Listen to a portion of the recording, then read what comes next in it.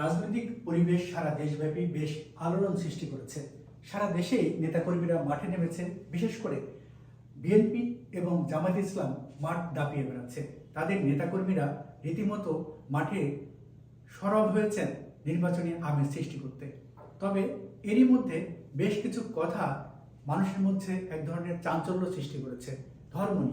ধর্ম নিয়ে বলা হচ্ছে যে ধর্মীয় ট্যাবলেট বিক্রি করছে কোনো রাজনৈতিক দল। তবে একথাও সত্যি, কোনো রাজনৈতিক দল আল্লাহ রসুল নিয়েও এবং বিশ্বাসের জায়গা নিয়ে রাজনীতির মাঠে কথা বলছেন। এরই মধ্যে আমরা সংবাদ দেখেছি। এবারের নির্বাচন বলা হচ্ছে খুব বেশি চ্যালেঞ্জিং, কারণ অন্যতম একটি শক্তি আওয়ামী লীগ নির্বাচনী মাঠে নেই। মাঠ দাপিয়ে বেড়াচ্ছে দুটি দলই, বিএনপি এবং জামায়াত ইসলাম। এখানে ধর্ম একটি ফ্যাক্টর বলে মনে হচ্ছে।